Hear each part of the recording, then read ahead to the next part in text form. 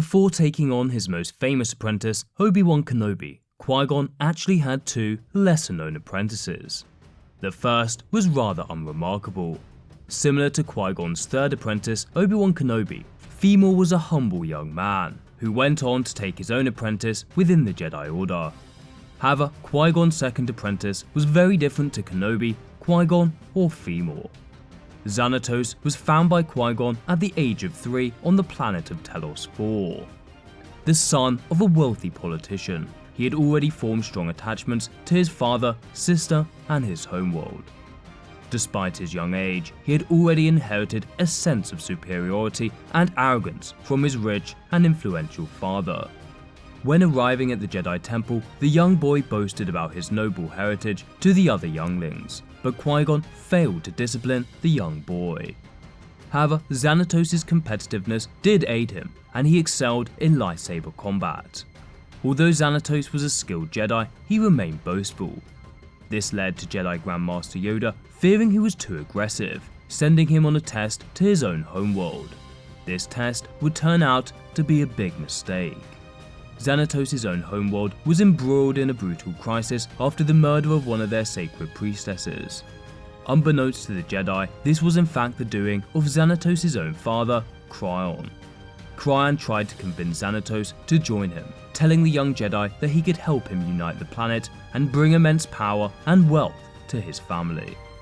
Qui-Gon soon uncovered the machinations of Qui-Gon, rushing to confront him and save his Padawan. However, it was already too late. Xanatos had been inaugurated as the head of the Telosian army.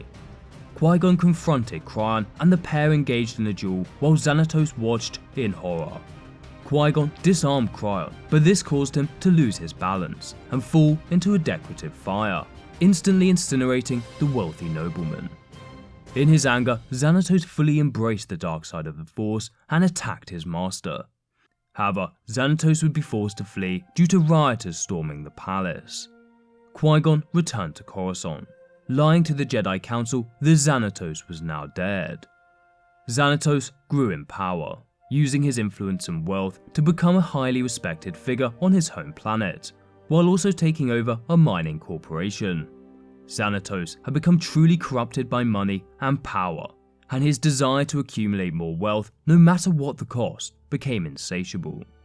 However, his desire for revenge against Qui-Gon was even greater than his desire for riches, and he enacted several plans to entrap his former master.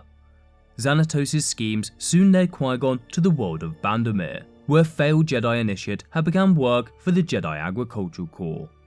Qui-Gon took this young boy under his wing. He was of course a young Obi Wan Kenobi. Hello there. Xanatos eventually attacked Qui-Gon, telling his former master that he had betrayed him.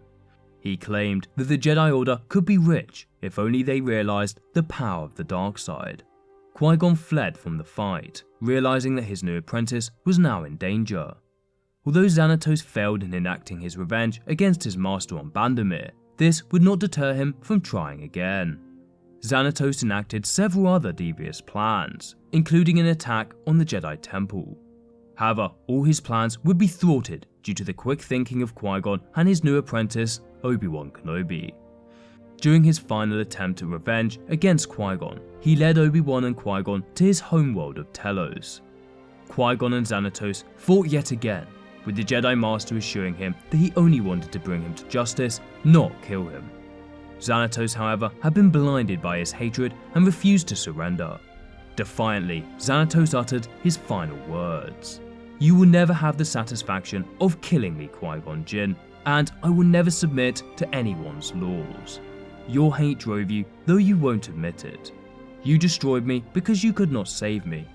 I am your biggest failure. Live with that, and live with this." At the age of just 25, Xanatos jumped into a vat of acid, instantly dissolving him. This tragedy haunted Qui-Gon for the rest of his life, and he always blamed himself for Xanatos' fall and his death. Eventually, Qui-Gon sought redemption for his past sins, enlisting a young slave boy who was said to bring balance to the Force, although he too would suffer from a deep pull to the dark side.